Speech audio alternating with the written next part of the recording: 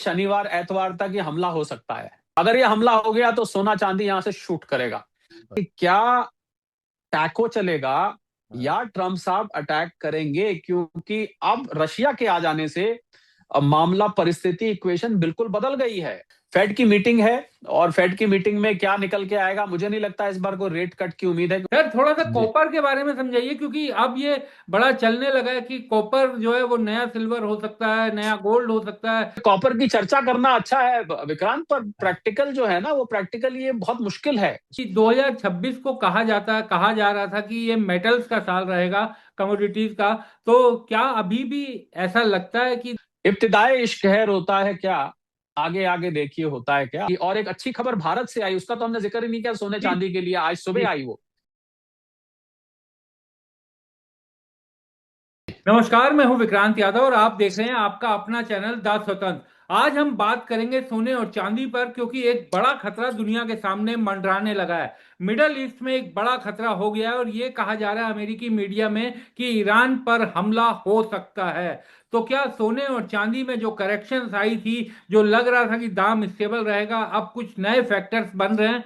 इस मामले पर जियो पॉलिटिकल सिचुएशंस और तमाम मुद्दों को बहुत शानदार तरीके से समझने और हम लोगों को समझाने वाले डॉक्टर शरद कोहली इस समय हमारे साथ जुड़े हैं। शरद सर, बहुत बहुत स्वागत है आपका द स्वतंत्र पर। सर ये नमस्कार विक्रांत, आपको और द स्वतंत्र के सभी व्यूअर्स, फॉलोअर्स, बढ़ते हुए व्यूअर्स, फॉलोअर्स, सब्सक्राइबर्स को मेरा स्वर्णमय और चांदीमय अभिनंदन। ये तो कारवा है सर। हम लोगों ने तो जब शुरुआत की थी, शून्य से शुरुआत की, और आप जैसे साथियों की बदौलत दोस्त जुड़ते गए और लोगों को अब नहीं, लग रहा है कि बहुत उनके काम की जानकारियां मिल रही हैं। सर आज बिल्कुल। मैं जी बिल्कुल सर लोगों का फायदा होता है जब विक्रांत, तो लोग अपने आप जुड़ते जाते हैं। सर आज समझना चाहूंगा सर, सोने और चांदी में क्या चल रहा है सर, क्योंकि तीन चार जियोपॉलिटिकल सिचुएशन थी जिन जिन फैक्टर्स पर लोग कह रहे थे कि नजर रखनी चाहिए इस हफ्ते। एक, ईरान के साथ बातचीत किस कदर आगे बढ़ती है, तो वहां पर तो बड़ा एक डेडलॉक टाइप आ गया और अब युद्ध के बादल मंडराने लगे हैं। दूसरा, रशिया यूक्रेन बातचीत भी लगभग विफल दिखाई दे रही है, उसमें भी बड़ी उम्मीद की जा रही थी कि रशिया थोड़ा अपना स्टांस नरम कर रहा है। और फेड की बैठक में भी कुछ ऐसा नहीं निकला, वहां पर भी इंटरेस्ट रेट को लेकर के अभी भी दिक्कत है और मतभेद बने हुए हैं। तो क्या सिचुएशन ओवरऑल सर सोने चांदी की दिखाई दे रही है? देखिए, ये वार्ता विफल होनी थी, ये तो पहले से पता था। और मैं एक एक करके लेते हैं। ईरान की जहां तक बात करें, ईरान के ऊपर एक एक अंग्रेजी में कहावत होती है, चिकन एंड एग प्रॉब्लम। हाँ कि पहले मुर्गी आई कि पहले अंडा। हाँ। ट्रम्प साहब कह रहे थे भाई पहले आप अपना न्यूक्लियर सारे जो अपनी हसरतें हैं उनको छोड़िए हम्म और अपना सारे प्रोग्राम्स को रैप अप करिए। ईरान कह रहा था पहले हमारे ऊपर से सैंक्शन हटाइए तब हम करेंगे। हम्म तो ना वो पहले होना था, वो पहले पहले होना था, तो वो तो पहले ही पता था कि ना ये पहले मानने वाले ना वो पहले। और देखिए, एक सोशल मीडिया पे मीम है, आपको शायद मैंने पहले भी जिक्र किया था, उसको कहते हैं टैको। हाँ TACO। हाँ ट्रम्प ऑलवेज चिकन्स आउट। हाँ तो अब ये हमला होगा कि नहीं। मैं कल एक मीडिया प्लेटफॉर्म पे था विक्रांत, तो मैंने वहां पर बड़ा अच्छा एक उदाहरण दिया। हाँ तो मकड़ी क्या करती है जब किसी कीड़े को पकड़ती है, ये यहाँ इस एग्जाम्पल को समझने के लिए जरूरी है। हाँ। तो जब किसी कीड़े को पकड़ के लाती है अपने मकड़ी के जाल में, तो उसको एकदम मारती नहीं है। हम्म उसके ऊपर ना घू घू घू घू करके उसको डराती रहती है, डराती रहती है, डराती रहती है, डराती रहती है। वो इतनी डराती है उसको कि वो या तो डर डर के मर जाता है या वो मकड़ी का रूप ही हो जाता है। हम्म तो ट्रम्प साहब क्या कर रहे हैं कि चारों तरफ से ईरान को घेर के, एक उन्होंने अर्मादा अपनी यूएस शिप है वो भी वहां डाल दी है। और बार बार वहां पर एक्सरसाइजेस करके, बार बार वहां पर मिलिट्री ड्रिल्स करके, कभी वो जो उनके अब्राहम लिंकन है उस पे से कोई जहाज ट्रायल के लिए छोड़ देते हैं। तो ये सब कर रहे हैं। इधर बड़ी डेवलपमेंट क्या हुई है, ये तो सब उसको डराने की टैक्टिक थी कि किसी तरह वो प्रेशर में आके और ईरान के लोग खमीनाई साहब की सरकार को और खमीनाई साहब को कहें कि भाई अब तुम मान जाओ, नहीं तो हमारे हमारे सिर पे बम फूटेगा। इधर क्या हुआ कि रशिया ने अपनी एक शिप हम्म कल रात को वहां पर भेज दी है, क्योंकि रशिया ने पहले चौकन्ना किया था कि ये हिमाकत मत करिएगा। हम्म और रशिया ने खाली बात नहीं करी, अपनी एक शिप भेज दी। तो अब देखना होगा कि क्या ट्रम्प साहब, और देखिए अंदर की बात बता रहा हूं, ट्रम्प साहब पुतिन साहब को बहुत सीरियसली लेते हैं। हम्म और कहीं उनके मन में अंदर हो सकता है डर भी है, क्योंकि रशिया इस समय सबसे ज्यादा न्यूक्लियर आर्म्ड कंट्री है, दुनिया की सबसे बड़ी देश नहीं है, अर्थव्यवस्था तो बहुत छोटी है, भारत से आधी है। पर आर्मामेंट के मामले में, खासकर न्यूक्लियर के मामले में, दुनिया की सबसे बड़ी न्यूक्लियर आर्म्ड कंट्री है। तो ट्रम्प साहब के जहन में कहीं ये बात है। अब ये देखना है कि जो खबर आई कि भाई इस वीकेंड तक, यानी कि शनिवार एतवार तक ये हमला हो सकता है। तो पर अब क्योंकि रशिया वहां पर शिप ले आया है, तो अगर तो हमला होता है विक्रांत, तब तो ये बड़ा हमला होगा। मूल मुद्दे पर आते हैं, हम यहाँ हमले थोड़ी ना डिस्कस हाँ करने के लिए बैठे बिल्कुल। हैं, हमले तो कोई अच्छी चीज, मूल मुद्दे पर आते हैं। हाँ, अगर ये हमला हो गया तो सोना चांदी यहां से शूट करेगा।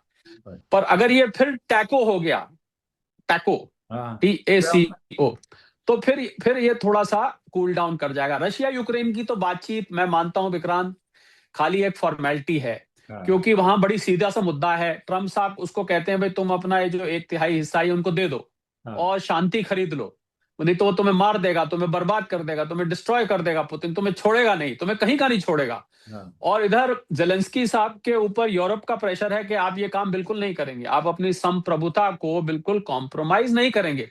हाँ, तो रशिया यूक्रेन की बातचीत को तो मैं उतनी अहमियत नहीं देता हूं। बातचीत चलती रहती है समय समय पर, ऐसा नहीं है कि प्रयास चल रहे हैं, पर उसका कोई अंजाम होगा बहुत जल्द ऐसा नजर आता नहीं। और बाय द वे इस साल मेरे ख्याल 22 फरवरी या कुछ को 4 साल रशिया यूक्रेन के युद्ध को शुरू होने को आ रहे हैं। 4 साल, आप सोचिए 2022 में शुरू हुआ था। और मुझे याद है मैं अपने डाइनिंग टेबल पे बैठ के नाश्ता कर रहा था जब खबर आई थी कि रशिया ने अटैक कर दिया है। तो और आप जो वर्ल्ड वॉर है, खासकर मैं वर्ल्ड वॉर 2 लूं, तो वो 6 साल चला था। वर्ल्ड वॉर 1 5 साल चला था, 1914 से लेकर 1919 तक। वर्ल्ड वॉर 2 चला था 1939 से लेकर 1945 तक। तो ये तो मतलब वर्ल्ड वॉर की जो अवधि होती है, रशिया यूक्रेन का युद्ध लगभग उतना पहुंचने लगा है। तो कहीं कोई उम्मीद नहीं है। पर अब मेन मुद्दा ये होगा कि अगर ये जो टेंशन अब खाड़ी में बन गई है वेस्ट एशिया में, क्या ट्रम्प साहब वाकई ही अटैक करेंगे या खाली गीदड़ भभकी है, खाली ट्रम्प ईरान को डराने का एक प्रयास है। तो इस पर अब सोने और चांदी की कीमत आगे चाल चलेगी। इस समय जब हम बात कर रहे हैं, आपका वीडियो शायद शाम तक लाइव हो जाए, शाम तक चला जाए। हाँ, इस समय 4950 और $5000 के बीच में है। ये गिर के अभी एक दिन पहले आपको पता होगा 4800 हाँ, डॉलर के लगभग पास आ गया था, तो बात लोगों है। में एकदम हड़बड़ाहट हो गई थी। फिर उसके बाद ये कूद के वापस आया, रात को ये $5000 भी पार कर गया था। पर अब ये फिर 4950 और $5000 के बीच में, यानी भारतीय रुपए में बात करते हैं सीधा सीधा 1,50,55,000 के आसपास औसतन चल रहा है। तो यहां से ऊपर जा सकता है या थोड़ा सा करेक्शन लिखता। पर एक अच्छी बात ये हुई है इसमें देखने वाली विक्रांत के, अब लगभग ये 4900 $5000 के आसपास ना एक बेस सा बन गया है। क्योंकि जब बहुत दिन एक जगह टिक जाता है तो इस बात का सबूत होता है कि यहां पर एक सपोर्ट लेवल बन गया है, कि इससे नीचे जब भी आता है तो निवेशक, सटोरिया नहीं, खाली सटोरियों की तो हम बहुत बात कर चुके हैं, सटोरिया नहीं, ना केवल निवेश भी इसमें आने लग जाता है। तो ये मुझे लग रहा है यहां से, और जहां तक आपने फेड की बात करी, दूसरी तीसरी बात आपने फेड की करी, फेड की मीटिंग है। और फेड की मीटिंग में क्या निकल के आएगा, मुझे नहीं लगता इस बार कोई रेट कट की उम्मीद है, क्योंकि अमेरिका में जो जॉब के आंकड़े आए हैं वो 1,30,000 के आए हैं पिछले महीने के। तो जब जॉब के आंकड़े थोड़े से ज्यादा आ जाते हैं तो ऐसे में महंगाई बढ़ने की आशंका बढ़ जाती है, क्योंकि डिमांड बढ़ती है, तो रेट कट के चांस कम हो जाते हैं। तो इस समय सोने चांदी को मैं अगर अगर आप इसको ओवरऑल असेसमेंट करूं विक्रांत, तो एक न्यूट्रल सी पोजीशन है। अच्छा। यानी कि यहां से ऊपर भी जा सकता है, थोड़ी बहुत करेक्शन भी आ सकता है। पर एक बात मैं जरूर यकीनी तौर पे कह सकता हूं, जी। मैं ना तो रॉबर्ट कियोसाकी हूं, ना मैं कोई सोने चांदी का भविष्यवाणियां करता हूं ज्योतिषियों की तरह। ये पक्का है कि सोना चांदी यहां से ऊपर जाते दिख रहा है मुझे। शॉर्ट टर्म में ये झटके देगा, हाँ, और ये बीच बीच में आपको ऐसा लगेगा कि अब दुनिया लुट गई, सब लुटिया डूब गई वगैरह वगैरह। पर ये लॉन्ग टर्म में इसका ट्रेंड बुलिश है, क्योंकि ये खाड़ी देश में जो ट्रम्प साहब ने सारी सिचुएशन क्रिएट करी है। कल एक YouGov करके अमेरिका में एजेंसी है, हाँ, YOUGOV, उसने एक सर्वे किया था अमेरिका में कल। उस सर्वे में निकल के आया कि ट्रम्प साहब की अप्रूवल रेटिंग 43% से घट के 34% रह गई है, और इकोनॉमी के मामले में भी 8% नीचे आ गई है, इमिग्रेशन के मामले में भी नीचे आ गई है, उनकी पॉपुलैरिटी ओवरऑल नीचे गिर गई है। और मिड टर्म इलेक्शन है अमेरिका में नवंबर में, हम सब जानते हैं 2026 का, बहुत ही महत्वपूर्ण। और ट्रम्प साहब को अब ये खबर आने लग गई है कि मेरी अप्रूवल रेटिंग गिर गई है, तो वो कुछ ना कुछ ऐसा जरूर करेंगे। ध्यान दीजिएगा इस बात पे, ये सोने चांदी के पर्सपेक्टिव से मैं बोल रहा हूं, कुछ ना कुछ ऐसा जरूर करेंगे जो कि ये टेंशन को बढ़ाएगा। हाँ, क्योंकि ऐसे में क्या होता है, ये मैंने वैश्विक स्तर पर देखा, जब भी किसी राजनेता के ऊपर अपनी गद्दी का संकट आता है, तो हमेशा वो ध्यान को इधर-उधर करने के लिए कुछ अंतर्राष्ट्रीय ऐसी गतिविधि में उलझाता है जनता को, जिससे उनका ध्यान उस तरफ जाए कि मेरे ऊपर से ध्यान हटाओ और मैं जो कर रहा हूँ उस पे ध्यान दो कि मैं वहां क्या कर रहा हूँ। तो इसलिए मुझे दो फैक्टर्स काम, एक तरफ रशिया वाला मुझे लग रहा है थोड़ा सा डराने वाला है। हाँ। ईरान को अकेले तो वो संभल लेते, पर हम्म। अब ये रशिया बीच में आने से मामला जो है थोड़ा सा पेचीदा हो गया है। और दूसरी तरफ उनके ऊपर प्रेशर रहेगा आंतरिक, क्योंकि अब इतनी आगे बढ़ चुके हैं हाँ, कि अब की मारो तो जाने, अब की मारो तो जाने। आपको याद होगा एक लखनऊ में कहावत होती है, अब हाँ, की मारो तो जाने, किसी ने थप्पड़ मारा, उसने कहा, अब की मारो तो जाने, उसने फिर मार दिया, अब फिर की। तो ये ईरान जो बार बार कर रहा है, उधर हूती तैयार हो गए हैं, उन्होंने कहा है कि हम रेड सी में एक भी शिप नहीं छोड़ेंगे अगर आपने किया। फिंगर ऑन द ट्रिगर ऐसे करके वो लोग बात कर रहे हैं। तो इसलिए सिचुएशन बहुत वॉलेटाइल है।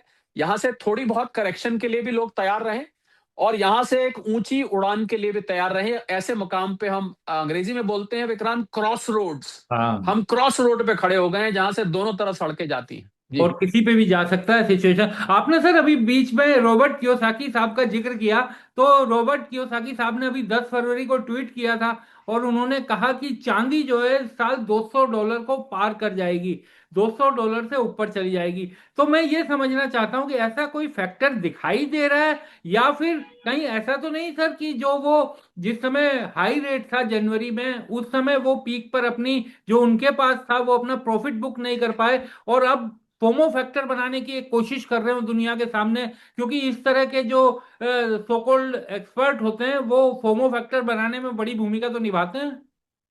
जी हाँ, जैसे चांदी में कियोसाकी साहब ने किया, ऐसे ही सोने में जेपी मॉर्गन कर रहा है, क्योंकि हाँ, जेपी मॉर्गन के पास सबसे बड़ा भंडार है। उन्होंने अभी, याद है आपके पीछे, कहा था कि सोना इस साल के अंत अरे, तक 7 लाख कुछ पहुंच जाएगा। हाँ बिल्कुल। तो तो देखिए, ना मैं कियोसाकी साहब को हाँ, मानता हूं, ना मैं जेपी मॉर्गन को मानता हूं। आप ठीक कह रहे हैं, इनके वेस्टेड इंटरेस्ट हो सकते हैं। कियोसाकी साहब ने एक किताब लिखी, बहुत हिट हो गई, रिच हाँ, डैड पुअर डैड। उनको सम्मान देते हुए मैं ये कहूंगा कि इसका ये मतलब नहीं कि जो भी बात आप बोलेंगे वो वर्ड ऑफ गॉड होगा। हाँ, हालांकि चांदी के निवेशक तो ये बोलेंगे आपके मुंह में घी शक्कर, हाँ, आपके मुंह में पूरी हलवाई की दुकान, घी शक्कर नहीं। क्योंकि अगर अगर ये $200 हो जाता है, तो आप इसको कन्वर्ट कर दीजिए। अभी हम $76-77 पे ऊपर बैठे हुए हैं, तो 2,30,40,000 के आसपास है। तो सोचिए आप कहाँ का कहाँ पहुंच जाएगा। हो भी सकता है, ऐसा नहीं है कि नहीं हो सकता।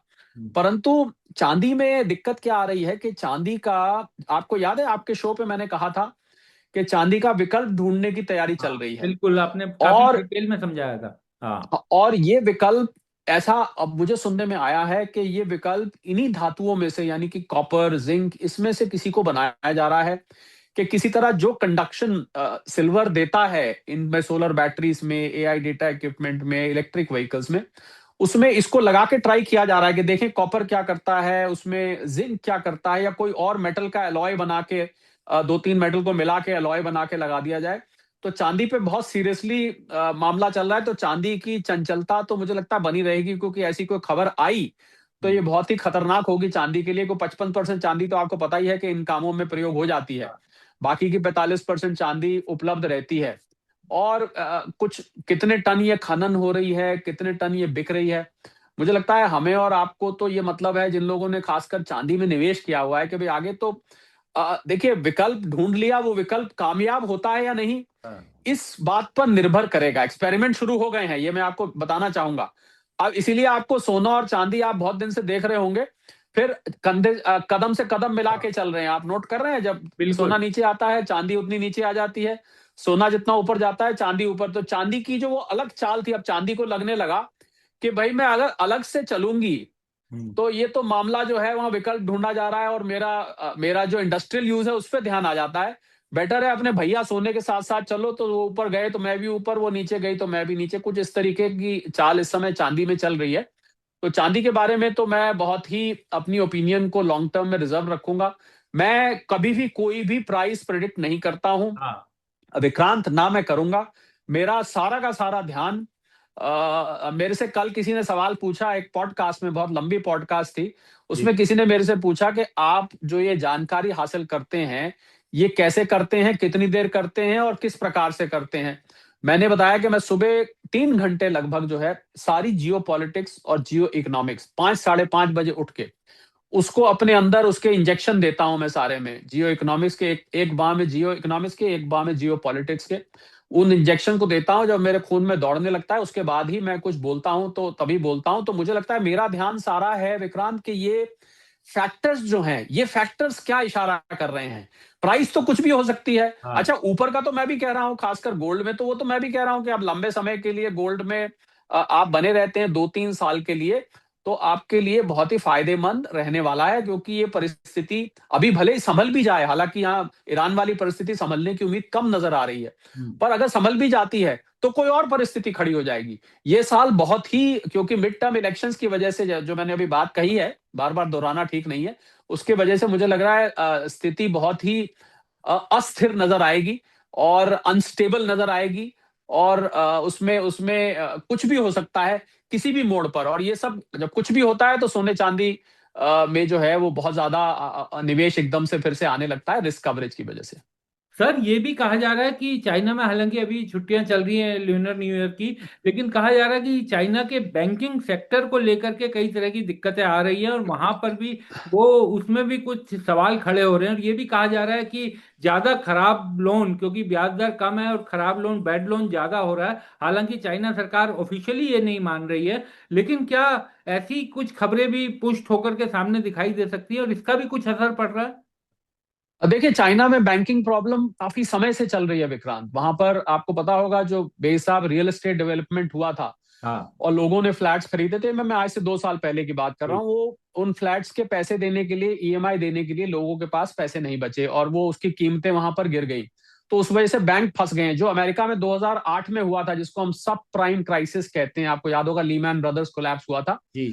कुछ कुछ वैसे हालात चाइना में काफी समय से बन रहे हैं। पर चाइना के साथ दिक्कत यह है विक्रांत कि अगर इस बात में सच्चाई है भी, या। तो ये सच्चाई को चाइना बाहर आने नहीं देगा।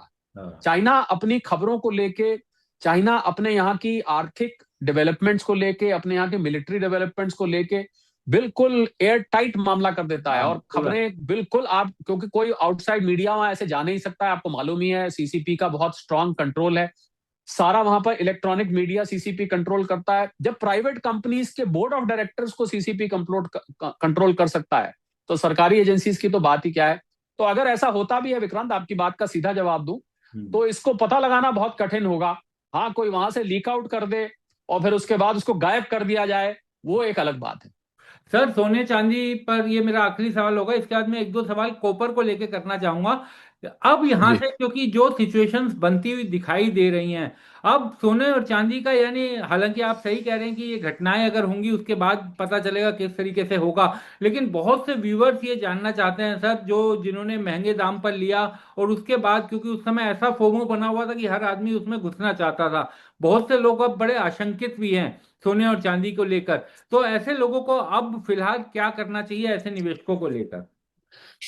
देखिए, अगर आप फंसे हुए हैं, हम्म। यानी कि आपने, मैं सीधा बोलता हूं, मान लीजिए आपने 1,75,000 पे लिया हुआ है, ठीक हाँ। है, जब 1,80 पहुंचा था तो थोड़ी खुशी हुई, उसके बाद खुशी ज्यादा दिन टिकी नहीं, 29 जनवरी के आसपास वो खुशी सारी की सारी उल्टी हो गई बिल्कुल। तो अगर आप देखिए, लॉस पे बेचना, तो विक्रांत मैं बहुत प्रैक्टिकल बात करूंगा, लॉस पे बेचना तो बनता नहीं। मैं नहीं कहूंगा आपने 1,75 पे लिया है, 1,70 पे लिया है, 1,80 पे भी लिया है, तो आप इस 1,50,000 पे, 1,55,000 पे बेच दें और 20-25 हजार रुपए का आप लॉस बुक कर लें, ये मैं आपको कतई सलाह नहीं दूंगा। अब आपने अगर चढ़ती हुई में खरीदा है तो कोई बात नहीं, तो अब आपको, पर ट्रेडर बन के आप आए थे, अब हाँ। निवेशक बन जाइए। हाँ। आप निवेशक बन जाइए। निवेशक निवेशक बनने से मेरा सीधा मतलब यह है कि आप 2 साल से 5 साल का अपनी अवधि बना लीजिए और सोने के साथ सो जाइए, इसको इसको रख लीजिए, इसको बार बार। असल में दिक्कत क्या हो रही है विक्रांत, मैं आपको साफ बात बताऊं, हम्म। मोबाइल पे सबके पास एप्स हैं, दिन में 3 बार वो सोने की कीमत देखते हैं, चांदी की कीमत खोल खोल के। तो ये जो बार बार कीमत देखना है ना, यही नुकसान पहुंचा रहा है, यही एंजाइटी क्रिएट कर रहा है, यही आपको बार बार उस घाटे के लिए कैलकुलेशन कराता है मन में। इतना घाटा हो गया यार, बेच के बाहर आ जाओ, तो बड़ी टेंशन की बात है। अगर आप कीमतें देखना बंद कर देंगे और आप 2 साल के लिए इसको एक तरफ रख देंगे, तो स्वतंत्र तो आपको वैसे ही बता देगा आप सोना कितना है, आपको मोबाइल फोन खोल के देखने की जरूरत नहीं है, एक दो इंटरेक्शन देख लीजिए विक्रांत के, आपको पता लग जाएगा। तो मुझे लगता है कि जिन लोग फंस गए हैं उनको लॉस पे नहीं बेचना चाहिए, उनको रख लेना चाहिए। जहां तक बात चांदी की है, चांदी में मैं उम्मीद करता हूं कि लोगों ने बेतहाशा निवेश नहीं किया होगा। पहले तो मैं ये उम्मीद करता हूं, क्योंकि मैं तो शुरू से वार्निंग दे रहा था कि चांदी में आप बहुत अपना मिनिमम एक्सपोजर रखिए, ज्यादा आप सोने में रखिए। पर आपने चांदी में भी कर दिया है, तब भी मैं घाटे में बेचने की तो फिर भी सलाह नहीं दूंगा। तो यहाँ हम बात करते हैं विक्रांत बार बार के लोग इन्वेस्टर बन के आते हैं और ट्रेडर बन जाते हैं। आज मैं उसकी उल्टी बात कहता हूं, आप ट्रेडर बन के आए थे, अब मेरी सलाह मान के आप इन्वेस्टर बन जाइए। हालांकि इन्वेस्टमेंट की सलाह तो अपने इन्वेस्टमेंट एडवाइजर से ही लीजिएगा, पर क्योंकि अब आप फंसे हुए हैं अपनी गलती से या कोई वीडियो सुन के आप फंसे हुए हैं, मैं शुरू से एक बात कहता हूं, आज भी वही कह रहा हूं, मैंने एक बात अपनी बदली नहीं है जी। कि मैं सिर्फ और सिर्फ लॉन्ग टर्म इन्वेस्टर्स के साथ खड़ा हूं। और मैं दो बातें बोलता था, आप अपने पिछले सारे वीडियोस निकाल के देख लीजिएगा कि थोड़ा थोड़ा करके करिए और 2 से 5 साल का नजरिया रखिए। अब बीच में 1-2 महीने में ऐसी ऐसी घटनाएं होंगी, इतनी करेक्शंस होंगी, इसका भी मैंने पहले आगाज किया था कि करेक्शंस आएंगी बीच में। पर क्योंकि आप ट्रेडर बने हुए थे तो आपको करेक्शंस परेशान कर रही हैं। अगर आप वापस निवेशक बन जाएंगे तो आपको करेक्शन परेशान नहीं करेगी। सर दिक्कत यह है ना कि हैं तो निवेशक, लेकिन वो ट्रेडर्स की तरह सोचते हैं, केवल करते नहीं है। क्योंकि जब ट्रेडर्स ने और बड़े लोगों ने अपना प्रॉफिट बुक किया होगा, उस समय भी प्रॉफिट नहीं बुक कर पाए ये निवेशक, और उनको ये लग रहा था कि थोड़ा दाम और बढ़ेगा। तो उसी उसी डोलड्रम में फंस जाता है नहीं, निवेशक। और देखिए उसको फिर अपना पूरा टारगेट फिक्स रखना चाहिए कि आखिर मैंने क्या सोचा है, कितने लॉन्ग टर्म के लिए मैंने किया है। वो दिमाग से कभी कमजोर नहीं होने देना चाहिए। विक्रांत देखिए, निवेशक मैं उसको कहता हूं जो कम से कम मेरी परिभाषा के हिसाब से 2 से 5 साल के लिए बिल्कुल। करता है, बिल्कुल। मैं उसको निवेशक कहता हूं। अब मुझे नहीं पता आप निवेशक किसको कह रहे हैं, बाकी मेरे नजरिए में निवेशक वो है। अब आपने एक बात बहुत अच्छी कही कि आप ट्रेडर की तरह सोच रहे हैं हाँ। कि मैंने इतने का लिया था, 2.25 लाख का लिया था, अब ये 1.55 पे खड़ा है, मुझे 20। तो वो जो लॉस है, जब तक आप बेचेंगे नहीं, लॉस तो नोशनल है, हाँ। कागजों पर है।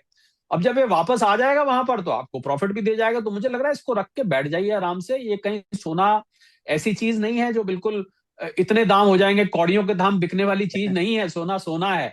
चांदी के लिए मैंने आपको अलग से बता ही दिया। बिल्कुल सर, मैं आपकी बात से एकदम सहमत हूं। और मैं वही कि लॉन्ग टर्म का जो निवेशक है ना सर, उसे बेचना नहीं भी होता तब भी वो नोशनल लॉस को लेकर परेशान रहता है कि यार मेरी चांदी का रेट घट गया, मेरे सोने का रेट घट इसकी वजह से, गया। हाँ इसकी वजह बिल्कुल से। बिल्कुल सही बात कह रहे हैं। जी सर थोड़ा सा जी। कॉपर के बारे में समझाइए, क्योंकि अब ये बड़ा चलने लगा है कि कॉपर जो है वो नया सिल्वर हो सकता है, नया गोल्ड हो सकता है, सिल्वर की जगह ले सकता है। कई जगह इसके बारे में बातचीत चल रही है। तो कॉपर को लेकर भी लोग जानना चाहते हैं कि आखिर क्या इस समय दुनिया भर में चल रहा है, क्योंकि प्रोडक्शन तो कॉपर का बहुत है सर।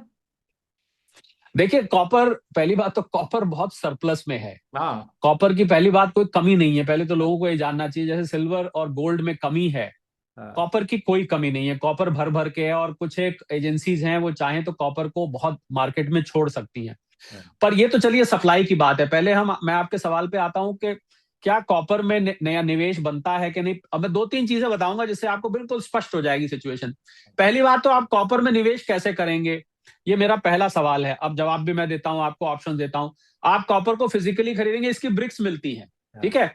तो आप ब्रिक मैं कुछ डीलर्स को जानता हूं जहां से आप, अगर आपको नहीं पता हो तो मैं वो ब्रिक्स आपको हाँ। दिलवा सकता हूं। आप वो ब्रिक्स ले लेंगे। हाँ। अब ये बताइए कि अगर 1200-1300 रुपए किलो कोई चीज है, 5, 5.5, 6 डॉलर के बीच में है इस समय, वो हम बात कर रहे हैं, पर ये हम चलिए किलो की बात करते हैं। अगर 1200-1500 रुपए किलो के हिसाब से चल रहा है, आपने मान लीजिए 5 लाख निवेश करना है। अब आप मुझे बताइए कि आप उसको उठा के किस चीज में लाएंगे घर पर, क्योंकि इसके ईटीएफ तो है नहीं। हाँ। तो अभी तक तो हम ईटीएफ बता देते थे, भाई ईटीएफ में आप निवेश कर दीजिए। आपने देखा जनवरी के महीने में 24,000 करोड़ रुपए गोल्ड में ईटीएफ में आया है, 8-9 हजार करोड़ सिल्वर में आया है। और भारत को 3-4 गुना भारत का गोल्ड इंपोर्ट बढ़ गया इस ईटीएफ के चक्कर में। तो कॉपर का कोई ईटीएफ नहीं है, पहली बात। तो आपके पास 3 ऑप्शन होते हैं इन्वेस्ट करने के, या तो आप फिजिकली ले लीजिए, या आप ईटीएफ ले लीजिए, या फिर आप एमसीएक्स में रोल्ड ओवर कॉन्ट्रैक्ट्स में कर दीजिए। तो अब विकल्प, अच्छा अगर आप फिजिकल, चलिए मैं कहता हूं आपने कमरा किराए पे ले लिया और कमरे को पूरा तांबामय कर दिया, तांबा ही तांबा भर दिया उसमें सारे में, तो उठा के लाएंगे, घर में 2 मजदूर लगेंगे, ट्रक पे से उतारेंगे, वो कितनी बड़ी सरदर्दी है। मैं कहता हूं आपने वो कर भी दिया, तो जरूरी बात, अब जब आप इसको बेचने जाएंगे ना, तो जरा जिनसे मैं आपको दिलवाऊंगा और जहां से आप भी लेंगे, हाँ। वो कहेंगे साहब वापस हम नहीं लेने वाले इसको, वापस तो कबाड़ी के भाव जाएगा ये। हाँ। तो ये बात शायद लोग नहीं जानते कि आप हाँ। जैसे सोने और चांदी को आप कहीं भी जाके बेच सकते हैं, हाँ। बाकायदा आपको बेचने वाले की इज्जत होती है, उसका आज का रेट देखा जाता है, उसको बड़े तरीके से तोला जाता है। कॉपर में ऐसा नहीं है। कॉपर बिल्कुल जंग के भाव जाता है, कॉपर पे आपको वो कीमत ही नहीं मिलेगी जिस कीमत पे आपने लिया है। हम्म। तो इसलिए फिजिकल रूल्ड आउट, ईटीएफ है नहीं, सिर्फ और सिर्फ एक माध्यम रह जाता है, वो है एमसीएक्स। और एमसीएक्स में आप मार्जिन देके अगले महीने का कॉन्ट्रैक्ट लेंगे, उसको फिर स्क्वायर अप करके फिर अगले महीने का कर देंगे। तो कुल मिला के लब्बो लबाब ये है सारी बात का विक्रांत, के कॉपर कॉपर कॉपर बात तो बहुत हो रही है, जी। पर लोग ये भूल रहे हैं कि कॉपर में निवेश किया कैसे जाए। हाँ। अच्छा, अमेरिका में कॉपर के ईटीएफ्स हैं, हाँ। यहां नहीं है। हम्म। एक दरख्वास्त डाली गई है सेबी के पास और एएमसीज के, भाई आप शुरू करिए कॉपर के ऊपर ईटीएफ, पर अभी तक उस दरख्वास्त की स्वीकृति नहीं आई है कोई। तो इसलिए कॉपर की चर्चा करना अच्छा है विक्रांत, पर प्रैक्टिकल जो है ना, वो प्रैक्टिकल ये बहुत मुश्किल है इसको करना। सर मेरा अंतिम सवाल रहेगा आपसे कि 2026 को कहा जा रहा था कि ये मेटल्स का साल रहेगा, कमोडिटीज का। तो क्या अभी भी ऐसा लगता है कि 2026 जो है वो मेटल्स के नाम रहेगा? इब्तिदाई इश्क है रोता है क्या, आगे आगे देखिए होता है क्या। अभी तो विक्रांत फरवरी का मिडल है, अभी तो 10 महीने बाकी हैं। मुझे लग रहा है कि बहुत कुछ डिपेंड करेगा ट्रम्प साहब के मूड पर। ट्रम्प मूड इंडेक्स जो हमारी है, वो अपने आप आपको इशारा करेगी कि इस समय कहाँ जा रहा है, क्योंकि इस समय मुझे लगता है सारी जियो पॉलिटिक्स इस वक्त ट्रम्प साहब के हाथ में है। हाँ। क्योंकि ट्रम्प साहब, चाहे ईरान का मैटर हो, कुछ हद तक रशिया यूक्रेन का भी हो, तो वो ट्रम्प साहब के मूड के ऊपर है। ट्रम्प साहब का मूड जितना अनप्रिडिक्टेबल है, उतनी ही अनप्रिडिक्टेबल आप देख रहे हैं सोने चांदी की कीमतें हो चली हैं। ठीक उनके मूड के अनुसार, कुछ नहीं पता हो कल को क्या हो जाएगा। बाकी ये जरूर है कि वेस्ट, जहां से हमने बात शुरू करी थी वहीं पर लाके मैं इसको छोड़ता हूं, कि वेस्ट एशिया में हालात बहुत कॉम्प्लिकेटेड बने हुए हैं। अगर जो लोग वेस्ट एशिया को की भूगोल परिस्थिति, ज्योग्राफी समझते हैं, मैं उन सारे इलाकों में गया हुआ हूं, तो मुझे तो बिल्कुल जहन में नक्शे की तरह है। इधर सऊदी अरेबिया है, इराक है, यूएई साउथ में, दुबई के पास एक जगह है किश, कुल 20 मिनट की फ्लाइट है दुबई से किश की, वो ईरान के बिल्कुल सदर्न टिप बॉर्डर है, लोग वीजा चेंज करने पहले वहां जाया करते थे। इधर यूएई है, नीचे आप आ जाएं तो गल्फ के नीचे, उधर इराक है, उधर तो चारों तरफ से जो है वो ईरान को घेर लिया गया है। और अमेरिका के बेसिस लगभग लगभग इन सब जगह 50,000 के करीब अमेरिका के सैनिक इन जगहों पर तैनात हैं, हथियार भी हैं, सैनिक भी हैं। पर बड़ा सवाल यह है कि क्या टैको चलेगा या ट्रम्प साहब अटैक करेंगे, क्योंकि अब रशिया के आ जाने से मामला, परिस्थिति, इक्वेशन बिल्कुल बदल गई है। रशिया ने अपनी शिप भेज दी वहां पर, मैं शिप का नाम भूल रहा हूं, आज सुबह ही वो नाम मैंने सुना था। रशिया के जरा नाम टेढ़े मेढ़े होते हैं, कई दफे याद करने कठिन होते हैं, पर यह पक्का है कि शिप आ गई है। तो वेस्ट एशिया, मुझे लगता है सोने चांदी में निवेश करने वालों को इस समय जो मेन, देखिए टैरिफ टैरिफ का गेम तो अब चल ही रहा है। हाँ। दो तीन चीजों पे आप नजर रखिए, अब इतनी लंबी लिस्ट होती थी, याद है हमारी आपकी बड़ी हाँ लंबी लिस्ट बिल्कुल। के इन फैक्टर्स पे नजर रखिए, ये भी ये भी ये भी ये भी। अब दो तीन चीजें इसमें से मुद्दे में हैं।